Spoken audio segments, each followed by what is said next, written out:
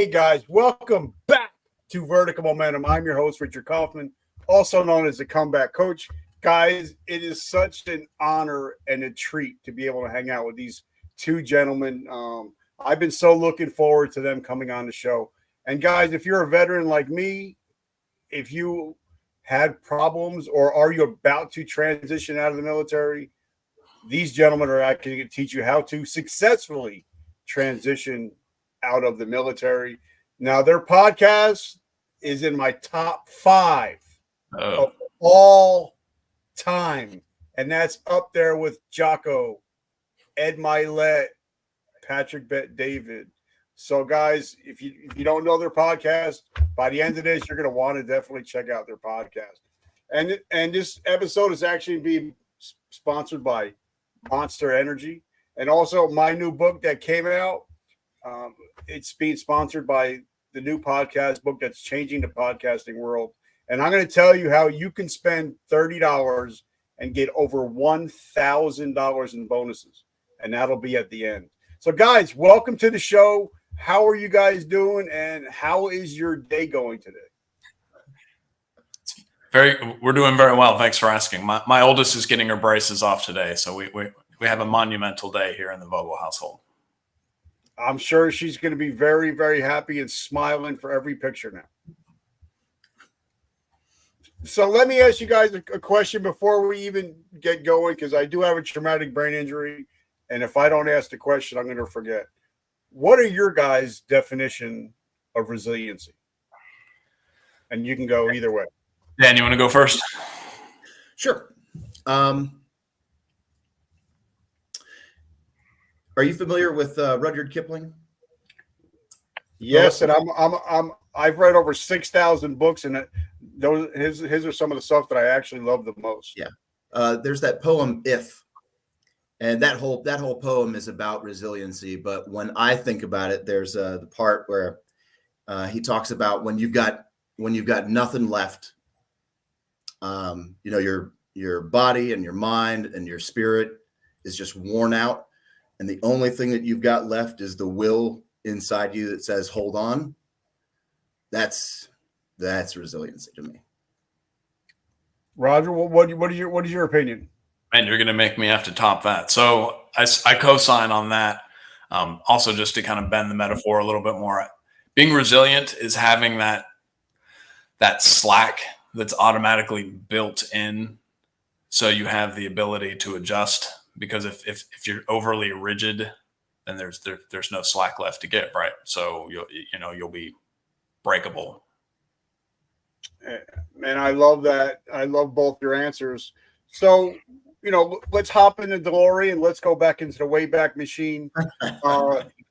Tell us a little bit about you guys, where you come from, a little bit about your military experience, and then we'll talk a little bit about what you guys got going on now. I don't care who goes first. I'm going to let you guys fight it out. Well, if we're doing the DeLorean, then that means we're going back to the Reagan administration, which is how long Dan and I have been friends. So if we're really doing the origin. How did you guys meet, first of all? So we're both Army brats. We grew up in many places, of course, but particularly in Fayetteville, Fort Bragg area, which is where our villain origin story begins. So did you say Vietnam? We did indeed, also known as Flavorville. Yes. Now I got to say, one of my best friends actually has a business in Fayetteville, Ballish Woodworks. He's also an Army dude. So if you guys need any woodworks, we've got him on Facebook. Yep. He's out in Vietnam. Yeah, perfect. So Dan and I grew up one street apart. He's a couple grades ahead of me, but we're about a year apart. And we grew up playing in the creek in the backyard behind my house. There's a little cool water spring that ran through the back, so not a whole lot of snakes or real danger, just frogs and crayfish. And that we hit it off down there. Him and his big brother too, of course. So yeah. So what was it like from both of you guys? Because what is it like growing up as military brats? Because I found either two ways. Either if you grow up a military brat, either you hate the military way and you go the Jimi Hendrix, Janis Joplin way, or you go the military route. So what was it like growing up as military brat? They both died young. Is that comparison done on purpose or what? Yeah, I mean, ODs, really? That's what we're going with? I loved it. I absolutely loved being a kid and my dad being in the military. I mean, I grew up all over the world, I mean, I was born in what was West Germany at the time. And then, I mean, wherever my dad went, I mean, we went along. So Israel, Tunisia, Jordan, Egypt, all over the Sinai and Middle East. I even spent a year in Canada, of all places. Well, my dad was a teacher at the War College up there. Yes, yeah. Faraway lands like Canada. But yeah, I've always loved traveling ever since I was a little kid. There's cool places to go and lots of different food to eat. And yeah, I mean, every day is an adventure. Comes back to food. Always. Yeah, likewise. I also got a nice little stint in a country that doesn't exist anymore, known as West Germany. We kind of bounce back and forth between Fayetteville, Colorado Springs, and that kind of brings it back to Dan and I's friendship. I mean, we lived together as, elementary school age kids, went away for about 4 years or so, and then converged back on Fayetteville. And so we did high school, a little bit of middle school together as well. But yeah, I certainly agree with Dan on all that. I loved being the new kid whenever I showed up in, grade school, whatever age. Every kid's going to be different. I've got 4 kids, and we've moved every 2 years for most of their lives. And, there's kind of mixed feelings on the whole thing. They like the adventure, but man, it's hard to grow roots sometimes. Okay, so since we ended with Raj, we're going to start with Roger. We all know that recruiters tell the truth 100% of the time. Oh, yeah. Yeah. Tell us your recruiting story and what was it like joining in the military, and why did you choose the branch that you did choose? Man, these are all the same questions we ask our guests, Dan. So, where did I get this? I don't know. Yeah. So again, the aforementioned, my father was a career Army officer. So it's interesting. When I was going through high school, I was a decent student. I didn't really apply myself as well as I should have, but I mean, most of the hardware is at least average. I was an athlete. I played all the sports. I did all the things. I was an Eagle Scout. So I was really interested in working with my hands and being outdoors and competition, all the stuff. But to be honest, I never really thought of doing anything other than the Army. It was just kind of weird. But as I was watching as an upperclassman, a lot of my friends were going off to, or I should say getting accepted rather, to a lot of the real top colleges. And they had a real plan to go off to do something. And to me, it always just seemed kind of like a no-brainer. Like, why would I want to do anything other than the Army? So, I guess the die was cast for me at a very young age. So I ended up I did ROTC. So I went to East Carolina University, also known as the Harvard of Eastern North Carolina. And I did Great 4 years. They got an awesome football team too. I like ECS. I don't know about awesome. That's you're too kind. Yes. So I did 4 years of ROTC there at East Carolina, and then commissioned, and that would have been in 2004. And so, yeah, I mean, I never really thought of doing anything else. Maybe that's a lack of imagination on my own part, I suppose, but family business, right? So now, and I wanted to ask this question because my nephew was like 3 months away from getting his Eagle Scout, and he walked away from it. And I kept telling him, like, bro, come on, 3 months. So, being an Eagle Scout, has that opened up some doors for you that you didn't think it would? That's funny that you said that, because I was very, very close to being a victim of that as well. I did about 95% of the work and then stalled at the very end. And my beloved father gave me a swift kick where the sun doesn't shine. And I got over the finish line just in time. As far as opening doors, I mean, I guess there is a little bit of a network. It's probably not as strong as it used to be, because I mean, I'd have to look at the numbers, I suppose, but I imagine there's far fewer Eagle Scouts now than in times past. The scouting program is not quite what it used to be. I won't get too far into the weeds with that. But it was important for several reasons. At the time I was going through it, and that's,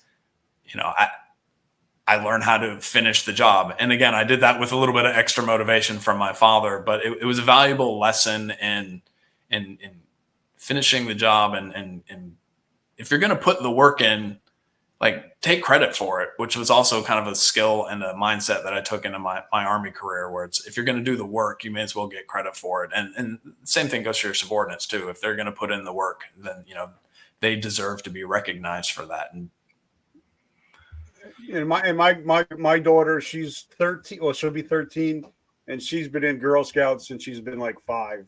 And I'm telling her, just stick with it. And you can use so many different life lessons, but you also learn, especially that last year or two, you learn a lot about project management, which is going to help you a lot when you get into the civilian sector. So, Dan, come on, brother, talk to us about your recruiting story, how and why you became a Levin Bang Bang. I can't wait to hear this. Yeah, because you haven't heard it before. I was a pretty good student in school. If the subject interested me, then I was all over it, and I would ace it with flying colors. But if it didn't interest me, like math and science, particularly math, I was not interested, and my grades reflected that. So I knew probably my junior year in high school, I was like, I am not going to college. I'm not ready for this. I wasn't mature enough. I didn't have the grades for it. And I was like, my dad has built an amazing career out of his time in uniform. Let me at least give it a shot.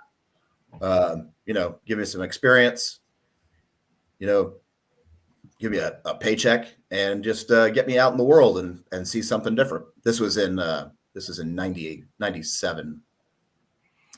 So I went up to the school recruiter. Sergeant McBride was a finance guy. And I told him exactly what I wanted to do. And he was like, this is awesome. I don't have to put any sort of work into this whatsoever. So I went in and I knew exactly what I wanted to do. I wanted to be a ground pounding infantryman. And that was that. Plenty of people tried to convince me to get a different job. And I was like, nope, this is it. This is it for me.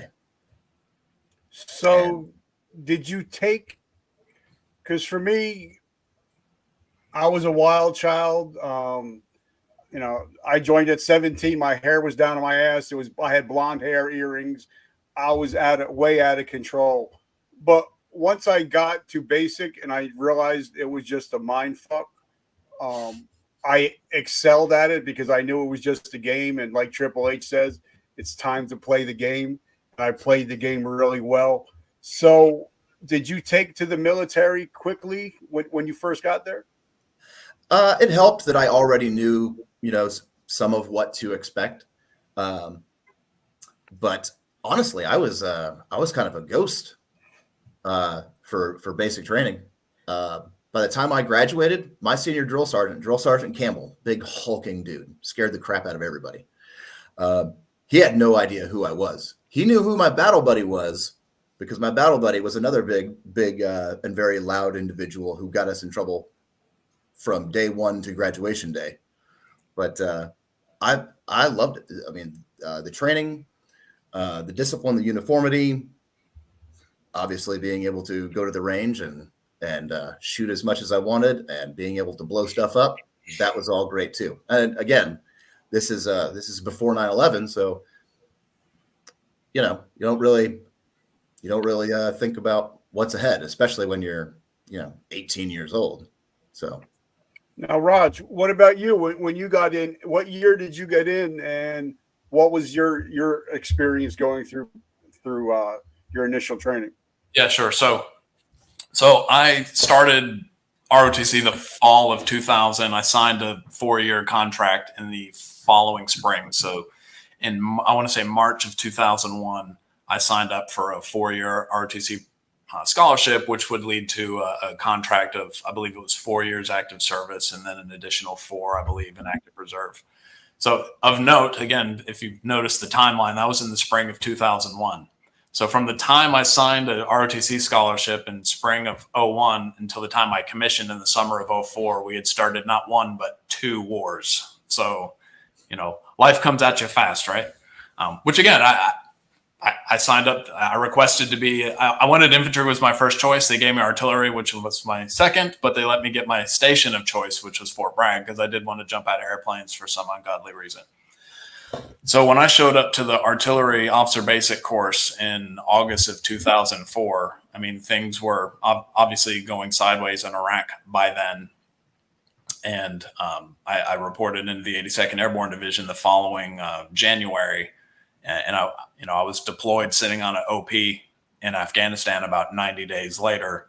So again, life comes at you fast. My actual basic course that I did there at Fort Sill, Oklahoma, was a provisional course, meaning they were increasing the output of artillery officers at the time. So it wasn't even a forecasted course. They kind of threw it together at the last minute.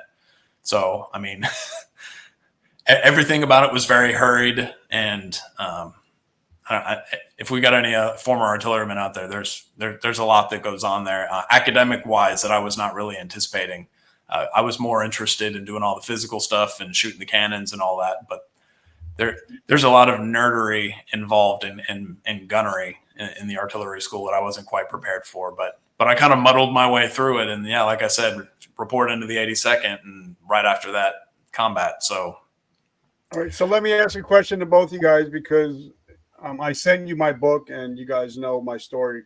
Yeah. 9/11 turned my whole world around, changed my life. And actually, if I go stand on my front porch, I'm actually standing in the shadows where the Twin Towers once stood. So, and we had people in the buildings that day that were friends of ours. So 9/11 totally, it wrecked me, but it also saved me. So talk to us what it was like September 10th, being in the military, around the military. Yeah. And then what it was like September 11th, being in the military or being around the military. Dan, I think that one, your best to answer that one. Yeah. Our unit was out in the field doing a team live fire exercise. And this was my first time, my first opportunity to be a team leader. I was a specialist at the time. And all the other teams the other teams in the platoon had already gone through, and I was talking to the other team leaders, about, what to expect and, how they approached this, how they approached that, because I was going through first thing in the morning. I was the next team in the chute. So, I mean, it wasn't on anybody's radar. I went to bed that night, September 10th, knowing that Ed McCaffrey had just had a horrible leg-shattering injury that apparently everybody was talking about, and yep. I wanted to see it. I wanted to see it because everybody talked about how gruesome it was, and I was wondering how it was going to change this Super Bowl champion's career, And the next morning, got up, September 11th. We're first in the chute and do the dry run through. And now we're about halfway through the blank run through, and they call, ceasefire, go back to the start point. And I'm thinking, oh man, I really screwed this up. This is my first opportunity as a team leader. I'm going to get, sent back to the start, and, platoon sergeant's going to be like, you're not ready for this. We're going to get an NCO from another platoon or another company to come in here and take your spot. So I was pretty worked up about it. We get back to the start point, and the entire company has been pulled in from the woods, and the company commander is rallying everybody together. And he's got, I don't know, people don't really remember these anymore, but there was a little TV, a little yep. small black and white TV with a screen that was, that big, but the TV itself was long, and he had it. Yeah, and he had it plugged in, and he was like, he told us very, very briefly once the company was assembled, something terrible has just happened. Who has family in New York City?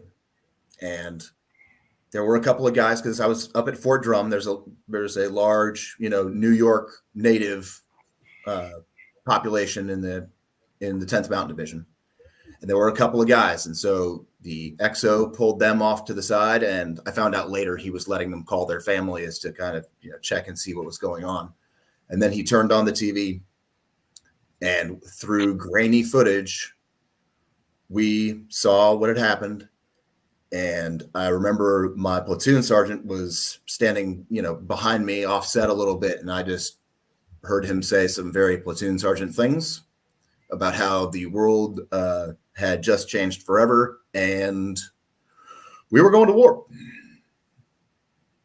Yeah. Did y'all know about the one that had crash landed yet at that point? No, only the ones that had hit the tower. We didn't find out later until later about the one that had crashed in Pennsylvania and the one that had hit the Pentagon. The Pentagon, right. Yeah, that was Shanksburg, Pennsylvania, and yeah. But real quick, and then I want to get Roger's opinion. And I talk to people, and I'm like, your life changes when I was 17 when I signed my will, and up to when I signed the paperwork up to including my life. But it's different when you have to sign these papers about your insurance, who your shit's going to go to. Mm-hmm. You're no longer that person that before you sign those papers. And I know once 9/11 happened, because a lot of people think, I'm going to join the military, I'm going to go to college, and then the pucker factor hit real hard once you realize, hey, I'm probably going somewhere. So I had less than a year left in the Army. It was crap or get off the pot decision time for me, and I was using that series of field training exercises to see if I wanted to continue and make it a career, or if I was just going to get out.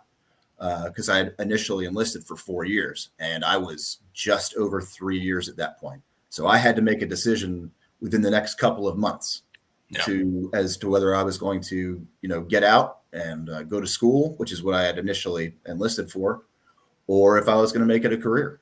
And I re-enlisted about September 14th, September 15th. Me and my buddy Chad Fuller, he and I re-enlisted together because we knew that the world was changing and we wanted to be there for it. All right, so David, let me just ask you, because leading a platoon or a squad on September 10th became a lot different leading a squad after September 11th, because now you're realizing, hey, if I don't do the right thing, these guys might not go home. Oh yeah. And that's when I became a leader of men, because that's when I'm like, I got to make sure that these guys go home to their families. So it was a lot different from September 10th to September 11th, right? Oh yeah. I mean, it went from, us shooting crazy Ivans on the team and squad live fire lanes to we're going to be shooting at real people very, very soon. And that is completely that changes the way you approach things, because those people aren't just going to take it lying down. They're going to be shooting back at you. And it's not going to be miles gear. So everything became a lot more serious very, very, very quickly. Yeah. So wait a minute, you mean not everybody had a God gun? We can't just take the batteries out of our miles and live. I could tell you some stories about guys with shave keys, but that maybe for another time. And it's also being modest. Dan, tell them about your experience in the Balkans, because I think that kind of helped shape your worldview on such things. That's true. 11. Yeah. I actually went off to basic training in '98 because I did the delayed entry program, so that I could spend one last summer with my friends, like this clown. But almost immediately upon getting to Fort Drum, our battalion, 1st of the 87th, was on a company rotation to Bosnia. And we geared up very quickly. We deployed to Bosnia in the late winter, early spring of '99, and almost immediately, well, I mean, we replaced our Charlie company, and they were like, "Oh man, you guys are going to pull some tower guard. You're going to go to the MWR. You're going to go famous last words." Yes. Yeah, you're going to spend the next 6 months, screwing around and spending money that you shouldn't be spending. And about a week after they ripped out, we started bombing Kosovo. And yes, that changed some things. Yeah. There was a lot of turmoil in the Balkans in the 90s. And already there was already a lot of turmoil between Serbia, Croatia, and Bosnia. And then when we started bombing Kosovo, then it got a lot more intense, and we weren't pulling tower guard. No. And we weren't traipsing around from chow hall to chow hall. We were running escorts and clearing minefields and all sorts of crazy stuff. So you weren't just sitting in the barracks playing Halo and playing Madden? No, I don't even think those games were out yet. It would have been what, Nintendo 64? the old load bone, the PlayStation, as in one. PS1. Yeah. Wow. Yeah, some of the guys had some of those, and it was usually the RTO or the FO, the guys that never actually went anywhere. No, they were the ones that sat back playing the video games. Yeah, that's not true. They both are RTO and our. Dan, Dan, I was stationed in Germany for a while, but I've never been so fucking cold until I was at Fort Drum. That's the coldest place I've ever been, with ice storms like every other day. So, guys, if you ever get a chance to go to Fort Drum, don't. If you get a chance, don't. Yeah, I got off the bus. This kid who pretty much grew up in his formative years in North Carolina. I got off the bus in late December of '98 in shorts and flip-flops and a t-shirt, and then there was snow up to my waist. And I'm holding my garment bag with my Class A's way over my head. I'm like, where am I? Because, I'm a kid. This is, really pre-internet sort of age, I thought New York was like New York City. I was like, what is going on? I'm in the middle of nowhere. Yeah.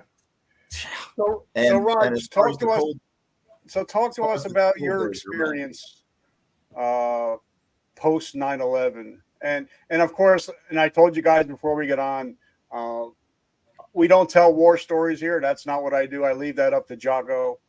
Yep. I don't do any OPSEC shit because I don't want to get jammed up. But talk to us what it was like after 9/11. So I'm a sophomore at the Harvard of Eastern North Carolina. Somebody dips their head into. I was still doing a lot of my general ed requirements, so I think I was in like a health class or something. And somebody sticks their head into the room, and it's like the 8 o'clock in the morning class. Because I was always behind the power curve. I always got the worst times for classes because I registered late every time. That's another story for another day. Somebody sticks their head in the room and says, "Hey, a plane just crashed into one of the World Trade Centers," and we're all just sitting there in a classroom in North Carolina, going, "Well, that's kind of weird, but okay, I don't know what to do with that information." So I had a break in between that class. So that class concludes, probably about 9 a.m. or so. And I hop on the bus to ride back to my neighborhood because I had a 2 or 3 hour break in between classes. And by the time I got back to my room to turn on the TV to see what was going on, I just missed the second plane hitting. And so I'm kind of watching the aftermath of that. So again, I'm a sophomore. I'm in MS2 in ROTC, and I'm just kind of scratching my head saying, I don't know what this means, other than I know we're going to war with someone and it affects me somehow. The remaining, year and a half, or correction, 2 years of ROTC I had after that definitely got more serious, I should say. And then again, it wasn't too much longer after that where we invaded Iraq. And so that kind of escalated things as well. So it kind of went from being, ROTC is a thing that you do because it's a great elective and it's an easy A, right? To no, we actually have to learn this stuff because most of us are going to be leading soldiers probably in frontline units sooner rather than later. So definitely go ahead. You are currently still in the military, so we're not going to be talking about anything in particular. So, and this is now it's June of 2024. So you'll probably be getting out soon, and you'll be transitioning out into and we're going to be talking about that. But Dan, how many years did you put in? And of course, you guys have been deployed multiple times, and we're not going to talk about that at all. But how many years did you put in, and why did you get out? I was in for 23 years and 11 days. The 11 days is important. I was ready to get out at about year 18. I had multiple back surgeries. I was just tired, physically and mentally exhausted. I did not enjoy the unit that I was in and what they were doing, what the job was there. I know it's crazy to say, but there are people who enjoy Fort Polk. I was not one of them. But it made it worse that I really didn't enjoy the job that I had there that last year that I was there. I had just gotten custody of my son. He had some issues, but I was just tired. I was just absolutely tired. And so my next orders came down, and it was to go back to Benning for yet another trip. And I was very, very fortunate that while I was in processing, there was a sergeant major there at the in-processing center, and I don't know, saw something he liked and talked to me and was like, I want you to come and work for me. And that was the best thing that could have happened for me, because I was recovering from my back surgery. I was a single dad of a special needs kid. And his faith in me and the mission that he gave me a new sense of direction and purpose, and gave me the will to hold on for what ended up being the longest stabilized period of my entire career, all the way up to 2021. But it was time. It was time. I would have eventually probably been forced out because I did not take the vaccine. And I mean, I was already getting out anyway, but my last day of active service was August 31st, 2021. So that was the pullout of Afghanistan. That was a tough day. That's a whole other ball of wax. Yeah, that was a tough day. And I actually had, I'm not going to mention his name because I'm not going to get sued again. But one of the gentlemen that actually got locked up for his name is Stu, by the way. He got locked up for talking about how fucked up we were over pulling out of Afghanistan. His name is Stu Scheller, by the way, guys. So if you don't know Stu, but a lot of people, I've lost a couple friends because of what happened that day. I mean, we're not going to go deep into that, but so I just want, if you guys don't know that story, just do your own research. So talk to us about the 11 days, because I believe in my life, there's been 3 pivotal moments. The one is the day I got sober. 9/11 was my second pivotal day. And the day I attempted suicide in 2012 was a pivotal day. But talk to us about those 11 pivotal days in your life. So the Army puts you out at the last day of the month, right? That's your last day of active service. Your first day retired is the first day of the next month. And August 31st was the anniversary of my friend Chad, who I re-enlisted with, being killed in Afghanistan. It's obviously my retirement date, and it's now it is also the day where I saw pretty much 20 years of my life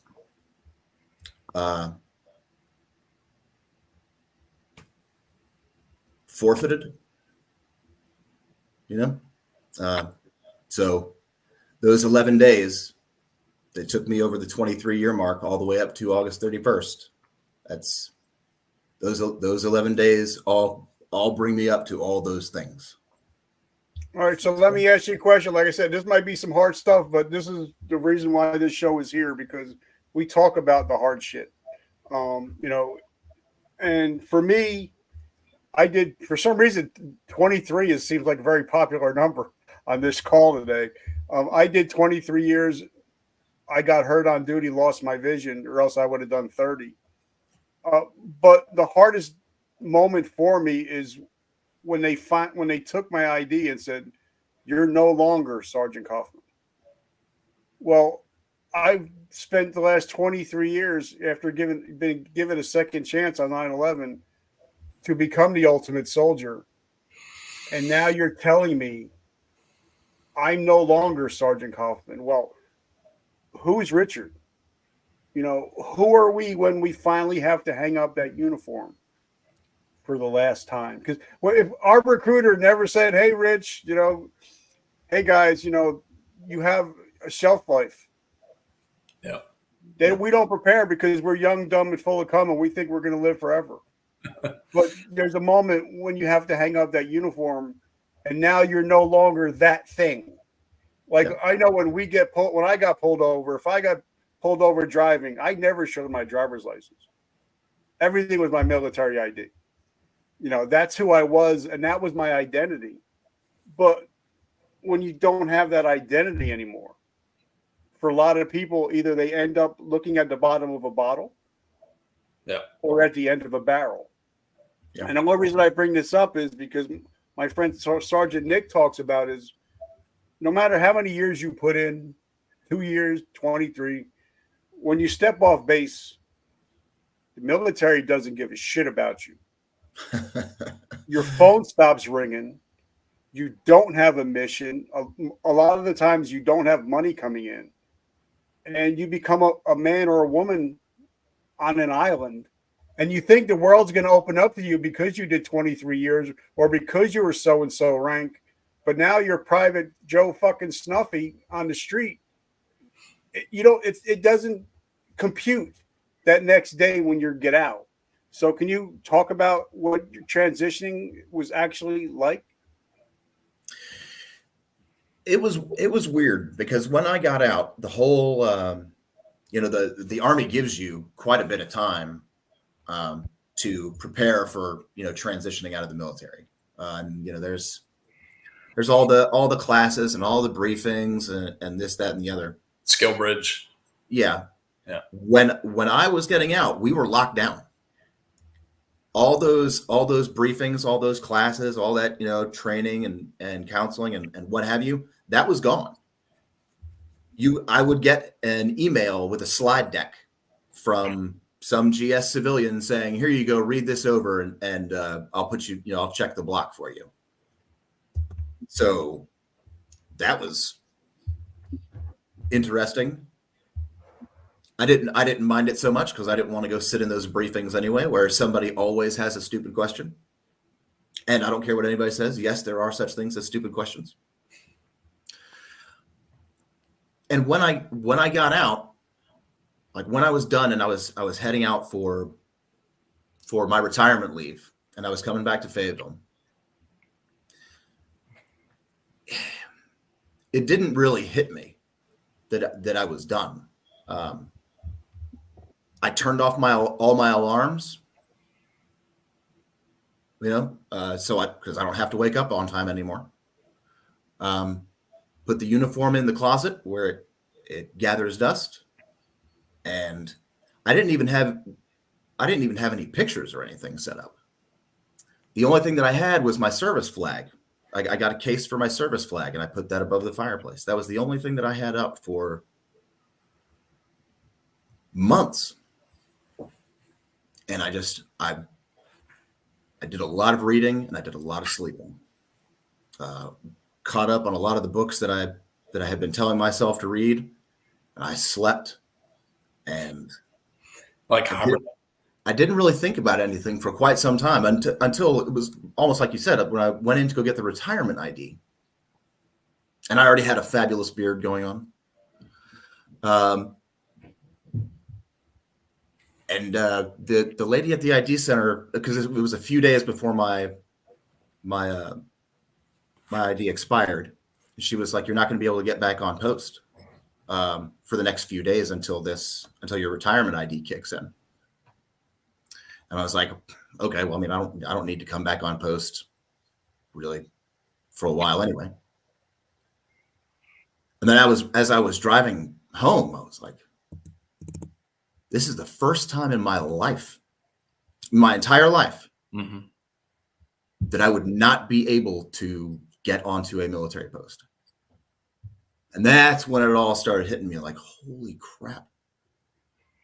You know, I was 41 at the time. I was like, 41 years and change I have been in the military.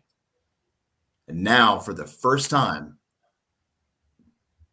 I can't go on post. I can't go on any military installation just by showing my military ID. That was a weird feeling. It was a weird feeling. All right, Rod. So let's talk, because you're soon to be. You're going to be transitioning out, and of course, you and Dan have been friends since the world began, and you've seen some of the struggles that he's gone through, and I'm sure you've talked to many people. So when did you start the transitioning thought in your mind, and what steps have you started to take, knowing, well, the transition date is coming? Because I tell everybody, failure to plan is planning to fail. And you have somebody in your life that has gone through it already. So what steps, and how long do you think people that are getting out of the military, because we have a lot of active duty servicemen and women listening to our show, how long ahead should they start preparing to get out? And what are some of the steps should they take to start preparing to get out? Yeah. Wow. That's a lot of questions. So I'm retiring right at 20. I wanted to do maybe 1 or 2 years more, but just for family reasons, we wanted to go ahead and call it. I mentioned before how many times we've moved. We're ready to grow some roots so my kids can finally get settled down and not have to go to a new school every 2 years. So that was the main reason why I chose to retire when I did. And, as we record this today, I'm less than a week out from my terminal leave starting. So for all intents and purposes, I'm done here. So first, how long out should we start? Well, again, probably about 2 years from today. 2 years ago, that's kind of when my wife and I had that road to Damascus discussion where we decided that this would be the right thing to do. I'm also, I don't want to bleed all over the airwaves here, but my body's wearing down pretty bad. 20 years of jumping out of airplanes is catching up with me. So, we're getting out for all the right reasons, the way we see it. So about 2 years is when I really started to make that mental and emotional transition, at least kind of at the lead edge there on what this was going to look like. So that kind of brings us to today. Last summer, I did a fellowship with a pretty amazing nonprofit organization called the Honor Foundation. If you're familiar with them, they basically do. It's a transition program, is what it is, particularly for special operations folks. But they kind of have the red and green light as to who comes into their program, what or not. And that was a really great fellowship for me, mentally and emotionally, when it really started to get real. And you kind of mentioned it in one of your talks here a couple minutes ago about how, who is Richard, right? When you take that uniform off, who is Roger? Who is Dan? They had some really great mentors, and they have a Simon Sinek portion of their program that goes to they call it the why, WHY. What is your why? Why do you get out of bed in the morning? What is the thing that motivates you? And for a lot of us servicemen and women, that why is often dictated to us. If you don't come up with it on your own, the DoD will hand it to you. Your why is to take care of your subordinates and to get after your superiors, lines of effort and their missions, right? Well, when that day comes where you take that uniform off, you got to come up with your own why. And so that program through the Honor Foundation was really helpful for me in kind of figuring out what makes us tick, which actually kind of leads us to how we started our podcast in a lot of ways. I was up in Boston last summer for a TBI clinic, just kind of another plug. The Red Sox Foundation has several sub programs within it, and one of them is the combat. So that's comprehensive brain. It's like a comprehensive brain and a PTSD type program. I forget the exact acronym. Wait, did you just mention the Red Sox? The Red Sox Foundation. All right, guys, I'm a Yankees fan. We got to go. It's been great. So you're looking at somebody who is so agnostic on professional sports, particularly baseball. Yeah. I'm very familiar with them, with that organization, and people don't realize what having a TBI is really like. So I applaud them. They're doing a lot of great work. Yeah. I probably just outed myself. I've had so many TBIs, I can't remember what the acronym stands for. So I'm not much of an endorsement there. I'm sorry. So anyway, I'm up in Boston, so I'm simultaneously doing this TBI. It's like a week-long comprehensive health assessment where through Harvard and through Mass General, you're getting all these really great specialists who are taking a look at you and doing all things. So I'm up there in a hotel in Charlestown in Boston, and I'm doing my simultaneous Honor Foundation fellowship. And I was talking to some really smart, amazing people who put a couple ideas in my head. And I knew I wanted to do something involving veterans, but I wasn't sure what that was exactly. And so I'm just tortured sitting in my hotel room. What does this look like? What does it look like? And I get off the phone with a really great guy who, like I said, put some wild ideas in my head. And I pick up my phone and I text Dan and just say something to the effect of, "Hey, Dan, do you want to start a nonprofit with me doing something involving veterans?" And what do you say, Dan? I text you back and said, "Call me." So I call Dan, and then I'll let you take it from here. Okay. He asked about starting a 501c3 to help veterans in some way, shape, or form. And I said, "Why don't we do a podcast?" And we started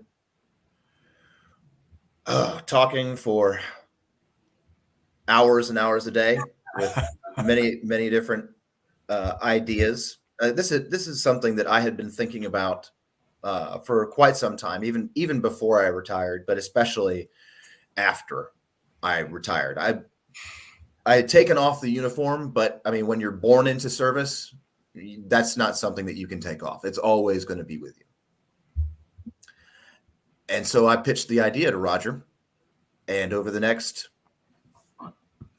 weeks, months of talking for more hours than his lovely wife would like to say, we formulated our plan on how to go about this. I want to ask you a question because I don't want to forget this, and I think it's very important. You hear a lot, so many people or so many in the military, you hear about TBIs, you hear about PTSD a lot. Now, I've had former professional WWE wrestler Chris Nowinski on the show, and we were talking about how it's not funny that CTE never gets brought up. talking about veterans and first responders. And I just wanted to get your thoughts on that, since, I think about it all the time, especially since I had Chris on the show, and some of my favorite sports athletes have taken their lives because of CTE. Yeah. But it doesn't really get talked about in military circles. So I just wanted to get your quick thoughts on that. I did a paper on this. I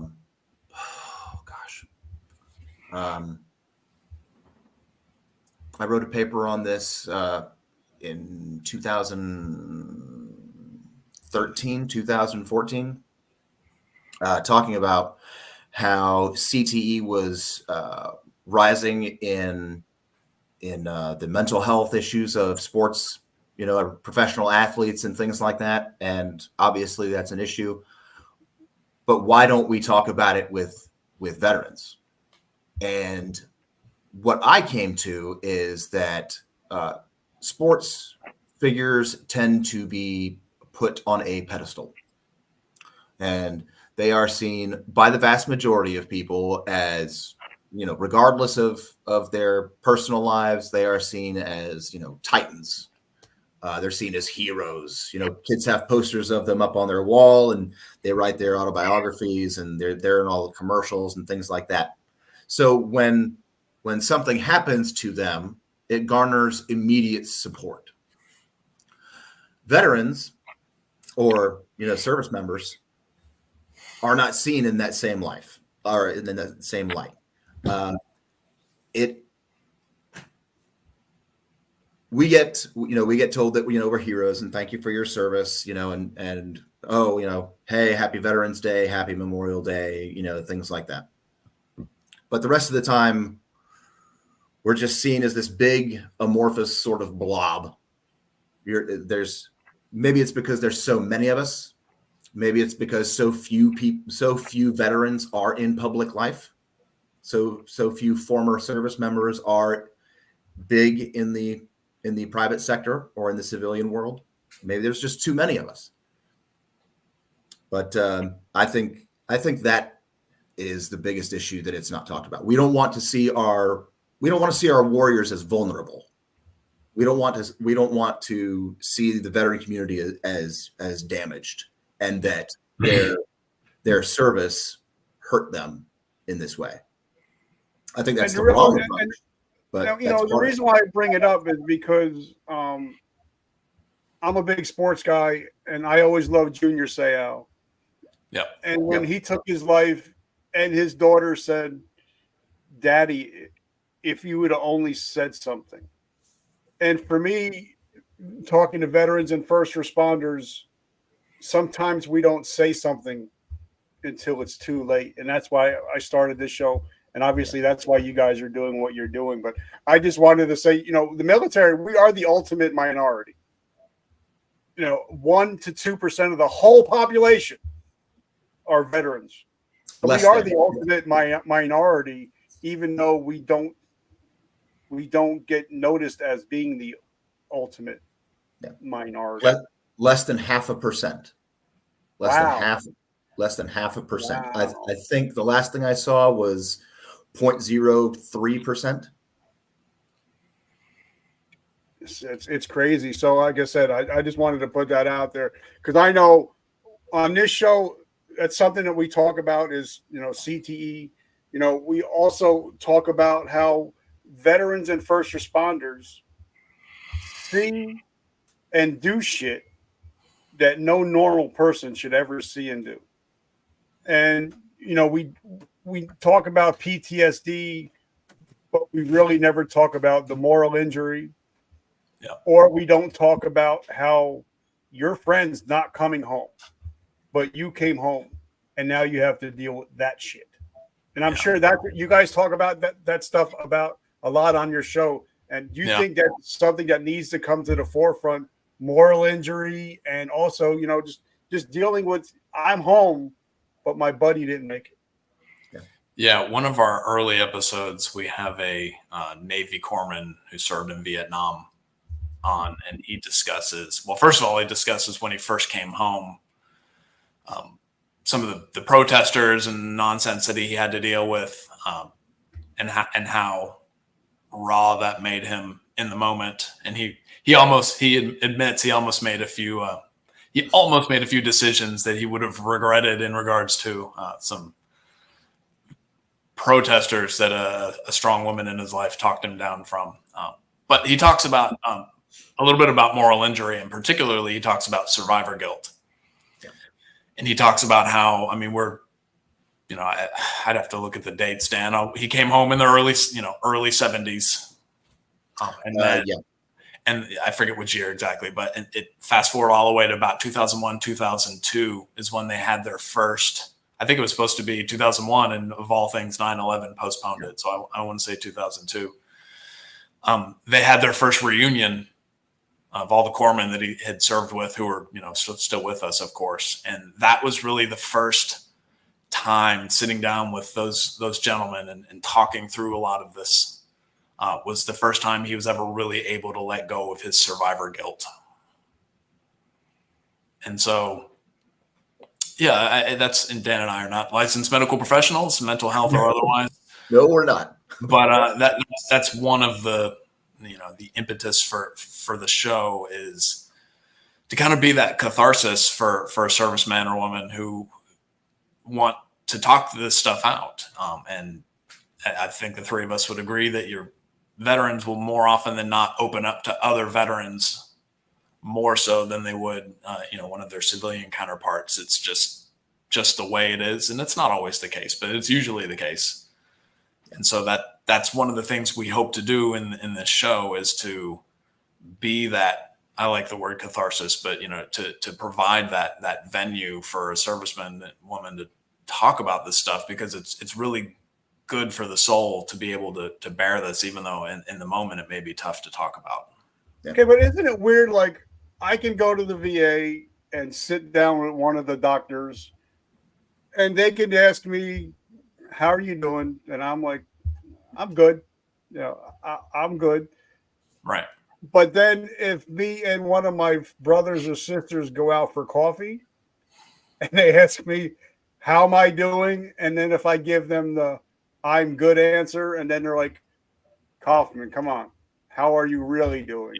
I can become a blubbering idiot, and I can tell them exactly how I'm feeling, because I know that whether it's Army, Navy, Air, whatever, we all raised our right hand, and we all know what the other person has gone through, and we're willing to open up. So how important do you think it is, just for even like us just doing this, to be able to say, I can call you up. I know I can be like, "Hey, Dan, Raj, I'm struggling today. Can we hop on a phone call?" I think that would 22 phone calls a day would save hundreds of millions of more lives than 22 push-ups a day. Yeah. So talk to us about how important it is for us to be willing to open up, but also for us to be willing to let our battles open up to us.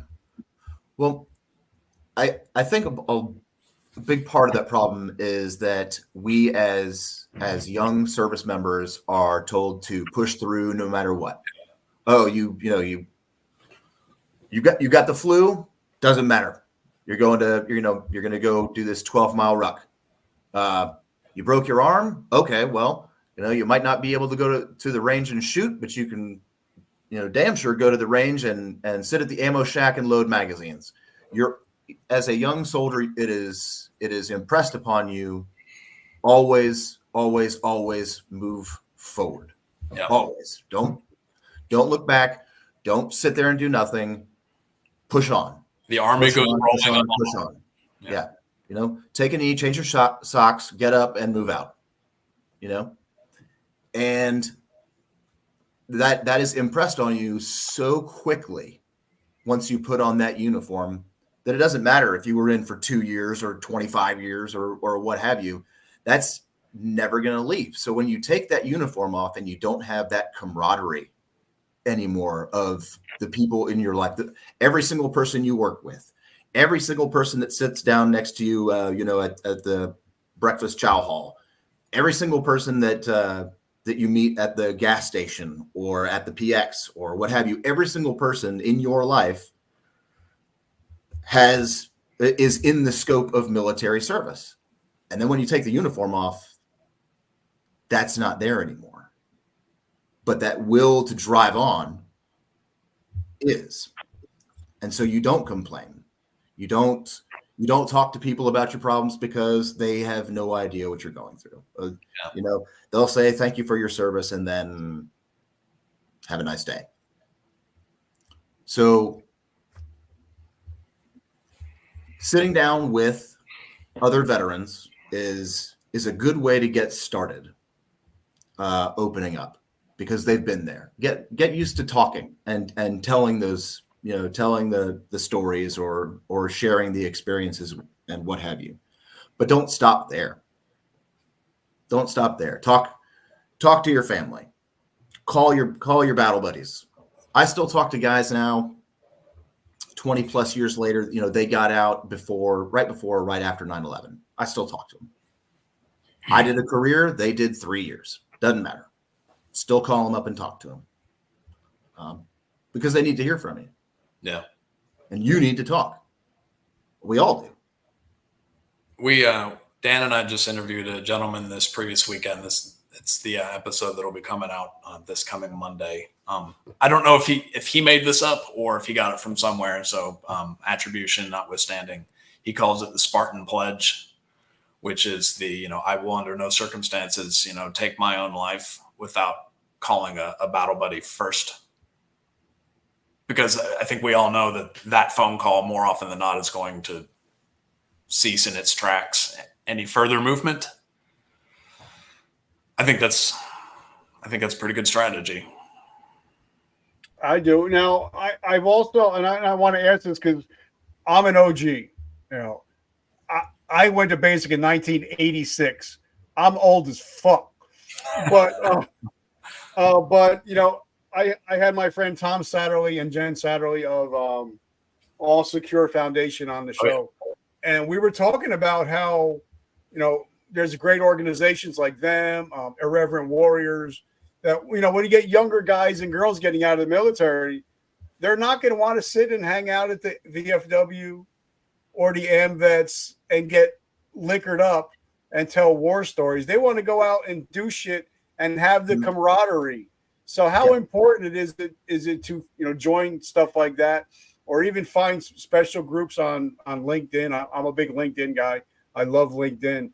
But how important is it for them to get involved with a group and not just an AMVETS or a VFW where they're sitting around hanging out with guys and just getting drunk and talking about how bad life is? I think it's really important. I've got nothing against, those organizations. They do a lot of great community work. They really do. I think people have a really negative impression of some of the veteran organizations, justly or unjustly. It may just be a generational thing, I think. It could be, but it's really important, especially first transitioning out of uniform, because that camaraderie is still there. Your brothers and sisters in arms are still there, and you never know how much you're going to need it. And not just for the initial, emotional, psychological support that you get from being around, people with a shared group of experiences, but then also networking for the future. You may not have any idea what you want to do, after your, 4 years in the Marines, but by going to these organizations and what have you, you get a chance to meet a variety of people with a variety of different life experiences and countless career fields. Pick their brain, find something that interests you. They got started the same way you did, by putting the uniform on, and then they went on to, open their own mechanic shop or open their own, dentist's office or start a podcast. You're going to find veterans in every walk of life. And by going to these group events or joining these organizations, you are broadening your base exponentially. And okay, but let's talk about that, because, and guys, I just want to say I'm so grateful that we're talking and I get to hang out with you guys. So I just want to say Likewise. thank you so much. I'm truly humbled and grateful. But something that, I talk to, especially in the podcast realm, we're up and coming. We got 6 years, 1,250 episodes, almost 3 million downloads now.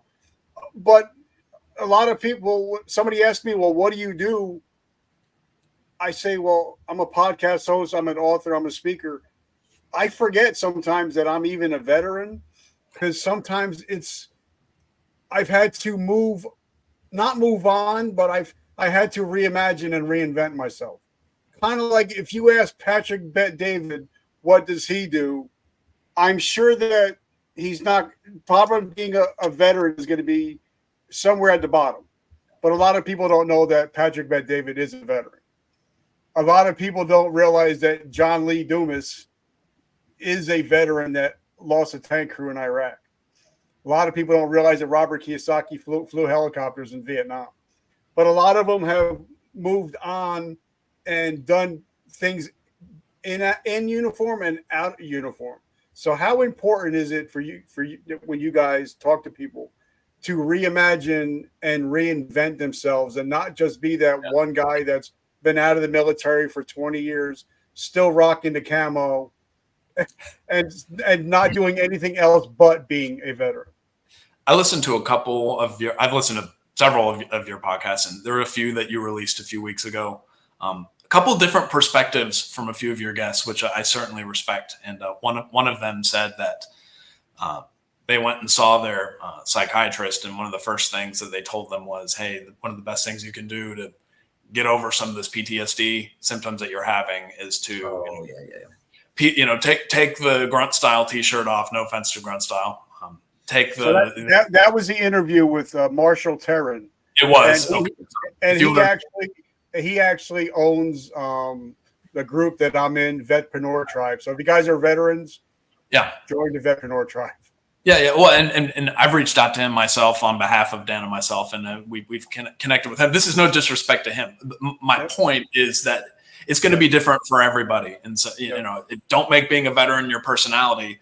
If that is the thing that you need to do in order to move past trauma or whatever mental block that you may have, then God bless you, please do it. However, if that is intrinsically linked with you, like I think I would speak for Dan and myself when I'd say that's the case for us. We're brats and we did this for more than 20 years. Yeah. I don't know if I can safely decouple that from myself. So maybe that's part of my personality, maybe not. Yeah. Generational military families, it kind of is a part of you. I mean, it's a part of your DNA. And you are linked to that service, but it doesn't have to be all of you. It's not you in your entirety. You are other things. Yeah. I mean, you're an author, a podcaster, a veteran, a sports fan, a father. You are so many things other than just a guy that wore the uniform.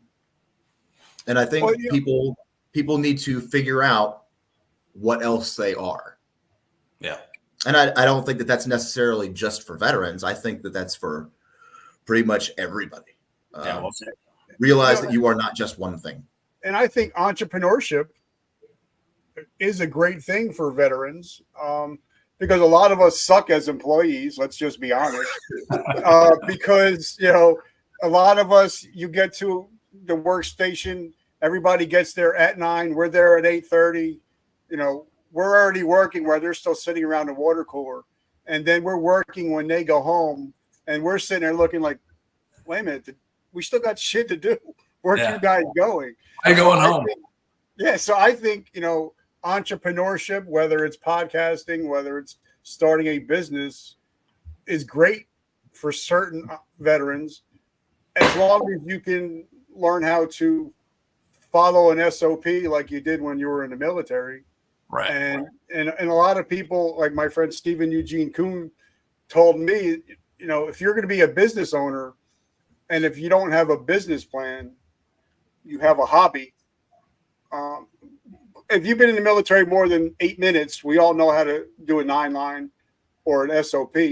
But I see a lot of people, even if they start a podcast, they don't have standard operating procedures, and then they wonder why they fail. So the long-winded question is, when you guys started your podcast, which I love, like I said, it's my top 5, what positives did you bring from the military to your podcast? Okay. I mean, I think number one is just the relatability. That gets back to what we were discussing before. Veterans more likely to open up to another veteran than anybody else in that. And you even mentioned it, when you go talk to your psychiatrist at the VA or whatever, it's the incentives, right? So the incentive structure that's built in to you talking to your psychiatrist is going to be different than it is when you're talking to a child or talking to a spouse or talking to the guy down the street and then talking to another veteran. I mean, you're bringing some of that,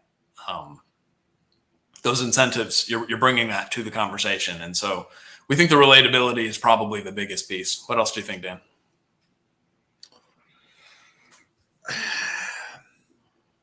Yes, but I guess that drive. We definitely had some stumbling blocks when we first got started. There were a lot more paperwork issues than either of us really expected. Sure. And we just had a phone call about those paperwork issues yesterday. Yes. So some of it's an ongoing thing, but the drive and the adaptability and flexibility that pretty much every service member is ingrained with, that has really helped us continue to move forward despite, this, we can't use this copyright, or, this is trademarked, or, this business filing, or, things that we didn't really think about when we first got started. And just the tech aspect of a lot of stuff. It's, yes. I mean, we're both knuckleheads. Just yes, I am not a technology friendly person. I have not been my entire life, but the last year I have spent more time in front of a computer than I did my entire military career. It's good for you. And I agree. I'm a low tech redneck, and I tell everybody that. But when I see my 12-year-old copy and pasting, I'm like, listen, if she could figure something out, if there's YouTube, I should be able to try to figure something out. But that's that adaptability and flexibility, though, right? You didn't just come across an issue and then stop there. There's a lot of people you found a way to go around, over, or under that obstacle. And a lot of people, they want to be business owners until you got to do business owner shit. It is no fun setting up a corporation. There is no fun in reading through stacks of paper this much. Yeah. So talk to us about podcasting in general, because everybody and their brother has a podcast, but the average podcast lasts less than 13 episodes. There's over 4 million podcasts now, but only 500,000 have released an episode in the last 90 days. Holy crap. So, talk to us about podcasting, because a lot of people think, hey, I'm going to turn on the camera and I'm good. And you're like, that's not how this works. That's not how any of this works. So talk about what it was like starting a podcast from nothing. My initial vision when I first pitched the show to Raj was some microphones, a laptop, sitting down, talking and recording veteran stories. And Roger said, okay, let's go up to the top roof and we're going to jump off the building.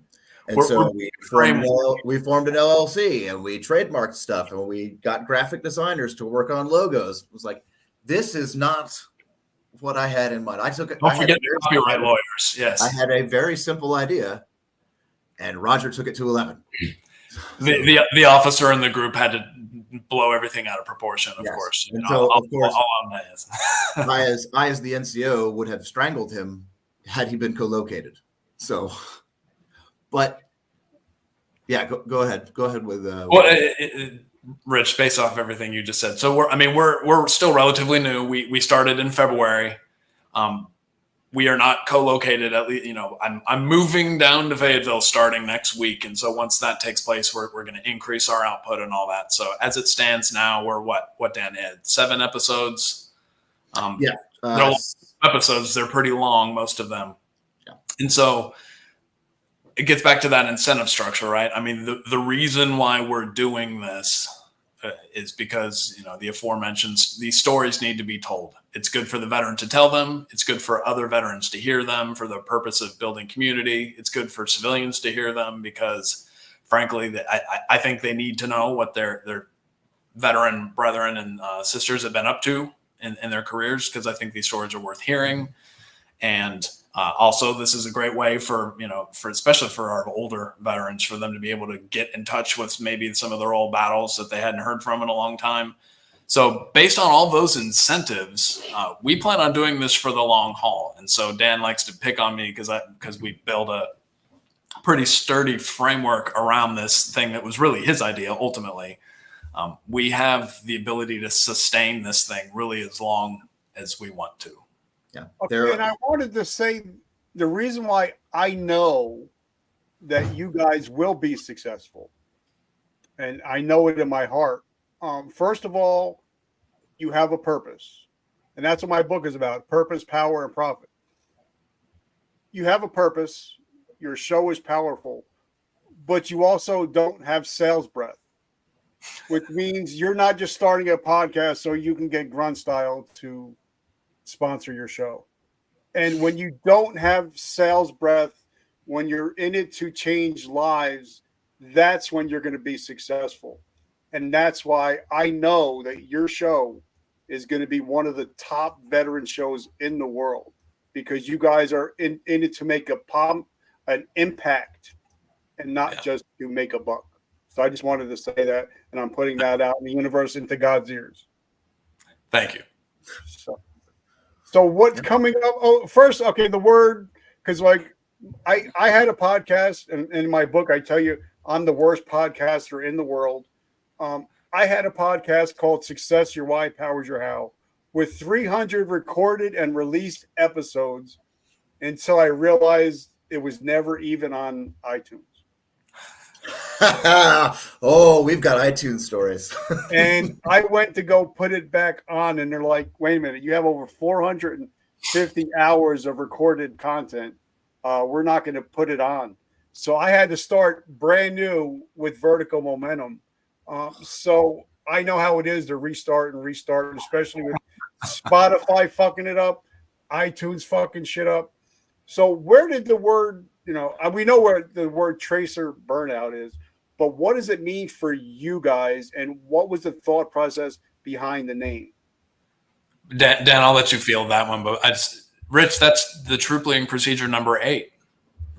7 and 8, rehearse and then supervise. I mean, you were blued and ready to go. All right, Dan, what's a Tracer Burnout? Okay, so we came up with several lists of ideas. We wanted to keep it, the name of the podcast, military themed, and we wanted to keep it fairly familiar to all services, right?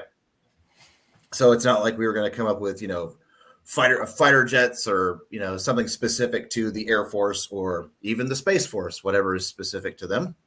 So we wanted to Marvin the Martian is very specific to Space Force. Is it? Well, I don't know, but we batted around a bunch of names. We were texting, 5-6 names, back and forth, compiling a list.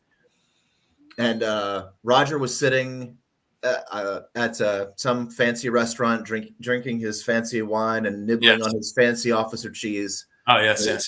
And he calls me and says, "What do you think about the name Hescos and Hand Grenades?" And I was like, "That is brilliant. I love it." But HESCO is a government contracted company, and there's no way they would have signed off on that. I mean, if we want to be sued before we're even started, then yes. So how much were you drinking before you sent that text? I will not confirm or deny. But so we kept batting names, back and forth. And then he just texted me. We had just gotten off the phone. We were on the phone for, an hour, 2 hours, whatever it was. And then like 5 minutes later, he texted me and he was like, what do you think of Tracer Burnout? I was like, that's perfect. That's the one. That's the one. So, I'm sure that your audience is well initiated with what a tracer is, but for those that are not, your tracer round is your guiding light for the rest of your rounds, for the rest of your penetrating rounds. But at some point, that tracer burns out and your penetrating rounds keep going further. Well, that's like your service. Your time in uniform, you were given your purpose, direction, and motivation, and you knew where to go because the service was your tracer. But eventually your time in service ends, just like the tracer round. It burns out. And you, the rest of your life, that penetrating round keeps going. So, tracer burnout. Yeah. That's perfect. And something I want to say is, like, I have 3 of my clients are actually launching podcasts this week. They're actually, one of them is actually going to teach you. My friend is Jerome is actually going to teach veterans how to get through the disability process and be able to get their claims on the first shot through the VA. So that's his whole podcast is about that. Second one is about grief. But one thing you guys did real smart is, like, when I had started my first show, it was called Success Your Why Powers Your How. And somebody I had on the show, they're like, how are you going to put that shit on a hat? On a coin. How are you going to be able to put out swag, but you guys, I mean, that is so marketable because everybody knows it. And if I'm wearing swag that says Tracer Burnout on the back, somebody's going to stop me and be like, I love your shirt. So I think that was very smart that you guys did that. And a lot of people don't even think about that before they launch a show, that you want to be able to eventually maybe raise money, help 501(c)(3)s, because I know that if my cup is empty, I can't pour into somebody else. So like all my t-shirts, my books, my swag, my coffee, 100% of the proceeds go to help veterans struggling with PTSD. But if I didn't have anything to sell, I can't help people raise money. And I think that's great that, you guys have that Tracer Burnout. So you'll make all kinds of shit and you'll be able to sell it to be able to help more people. And I think that's brilliant on your guys' part. I was listening to an episode again you had on last week with the gentleman from Headsmack. Oh, Paul, yeah. Yeah, Paul is awesome. Yeah, that was pretty great. And I was listening to that episode saying, like, I think we've done most of the things. We've checked most of the boxes, Dan. I think we're all right. You guys we're pretty proud of the logo. We also love for the official logo, which is the 1:1 ratio. It's a green circle. And again, for anybody who's ever had to look through a night vision scope, I mean, that's what you're looking through, and you see the tracer round going through. We're pretty proud of it. As soon as you see the logo, I mean, even if you're just casually flipping through, a list of podcasts or something, as soon as you see the logo, you'll know exactly what it is because it looks like a tracer round through night vision. So what's coming up for you guys in the future, in the near future? What's coming up? I mean, you don't have to drop all your nuggets, but what's coming up with Tracer Burnout in the next couple of weeks? Sure. And not only that, but also personally, I mean, I think it's awesome that, your daughter's braces are coming off. So, because a lot of people think, well, business is business. But for me, I'm Richard Kaufman, the father, the husband, the son, the friend, the speaker, the author. So you guys got more than just the podcast going on, right? Yeah. So father of 4, all still in the house, happily married. And I am indeed still, now that I'm retiring, I'm looking for, I got to have another, what I call a W-2 job. So I'm trying to figure all that out right now. So always a lot of irons in the fire, but the immediate term is, the move. This should be the final move. So we already got our house ready to go. Now it's just, packing and shipping. All military families know the fun struggle that is shipping household goods. So when you move down that area, are you guys going to have a studio set up for you guys? Yeah, Dan, there it is. Yep. I am in the studio now. It's in we turned one of the spare bedrooms at my house into our studio, and we have slowly been improving upon it. We've been getting some good feedback from viewers, listeners, friends, getting pieces gifted to us from former veterans that we've had discussions with, or just people that have watched and liked the show. They've been sending us some pieces, and we've put a few pieces of our own service time in various locations. Yeah. What we need, Dan, is we need some non-Army stuff in the studio. So if you have any non-Army veteran listeners who would like to send us something, we're happy to display it. Well, I'm going to send you guys some stuff, and I'm actually in the process of building a brand new studio, and my goal is to have all my guitars hanging up behind me. Nice. So that'd be pretty cool. Yeah. Yes. That's normal. I only have one question left normally, but it's because it's you guys.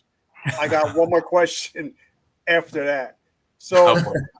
How do we find you? How do we support your mission?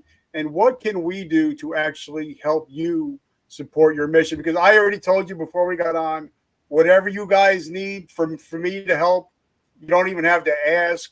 Send me whatever. I'm in 100%. I'm 100% behind Tracer Burnout and you guys. So what can the audience do to help support your mission? Well, the easiest and simplest answer to that is, just download and or stream the show. We're on all the major and most of the minor podcast platforms. Mm-hmm. We're on YouTube, and we do have a presence on Rumble as well. For anybody who's grumble about YouTube, we are on Rumble as well. So just consuming the show is the first and foremost. We also have a website, tracerburnout.com. We have merch. I've got my t-shirt here. We're doing it through a print. I'm trying to remember what the cool little acronym is, but it's like a print to order type place. So we don't have a whole lot. We don't have any inventory. It's whatever you buy, you get to pick whatever color shirt you want. We have a couple different variations, and they keep most of the proceeds, and then we get some coming back our way. So I think we'd eventually like to partner up with a great veteran-owned business that prints all their own shirts and all that stuff. So I got one. Yeah, perfect. And they actually make all of our swag, and they're called Really Designs. My friends Ginger and David, they've been making our swag for the last 6 years. So we're interested. I'll hook you guys up, and this way you guys can chat. Awesome. Yeah. So my last question is, and I may be wrong, I may be off base, but I believe in my Lord and Savior Jesus Christ. Without him, I wouldn't be here. He's guiding this show. So I may be wrong, like I said, but how important is faith to you guys? Well, Dan, I've been doing most of the talking. You go ahead. It's important to both of us. Yeah. It's important to both of us. We both grew up in Christian households. We've both had our own struggles with our faith, but you can't go through 20 years of war and come out the other side and not realize the power, right? Yeah. So it is still important to us. We fully realize that not everybody shares the same faith or vision or beliefs as we do, and that is fine. That is fine. That is not something that we really talk about on the show. It's really about the veteran service. So that shouldn't stop anybody from. Our show is not explicitly a ministry. However, we like to we say match intensity, right? We match intensity with whoever our guest is. And if they want to discuss their faith, we're absolutely happy to stand in there and speak to that with them as well. So, as far as my own personal walk, I've struggled with, some of the PTSD and some of the depression issues and all that stuff that comes along with seeing and doing what we've done and some of the TBIs and all that stuff. And I'll just say that there's no question in my mind that I would not still be here today were it not for first my faith, and then after that, my family and my support network. Yeah, I love it. So guys, make sure you go to tracerburnout.com. By the way, go to their Instagram page. It's fire. I love it. I love waking up every day and getting notifications from you guys. So if you love great Thank IG, you. check out their IG.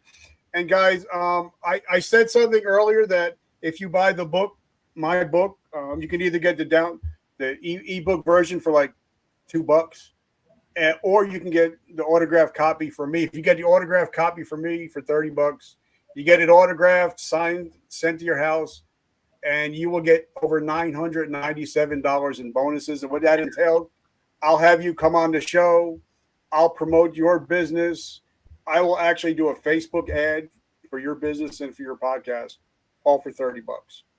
And the good thing is, if you just get the ebook version, I had one of my friends was on the show. He's like, if you buy the ebook version at breakfast, by dinner time, you'll have a podcast up and ready to go.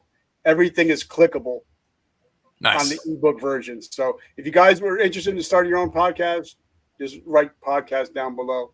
And guys, before I end, I always leave with this. I'm a big Joel Osteen guy. I don't care what you guys think about him. But something that he resonates with me, and I say it on every show, is every day we wake up, we have a choice. We can be a victim of our past, or we can be a victor of our present and our future.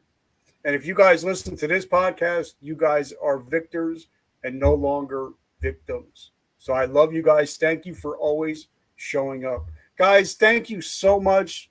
I'm so humbled and grateful that I can call you friends and brothers, and whatever I can do to help support your mission, I'm in 100%, no strings attached ever. Well, awesome. Thank you so much for this opportunity. Thank you for having us. Yeah. All right, guys. Well, keep kicking ass. And I guess I'm going to be coming down to Vietnam in November to help my friend. We're doing this commercial because he's an adaptive athlete, and we're trying to get him into the next Olympics. So it'll be awesome. In November in North Carolina. So maybe I'll come and hang out with you guys. Maybe we'll all meet up with Kurt. We can all go out for dinner with Kurt. There you go. All right, guys. Well, have a great week. You too. You too, man. Be good. And remember, vertical momentum, the only way to go is up. I love you guys. Have an amazing day.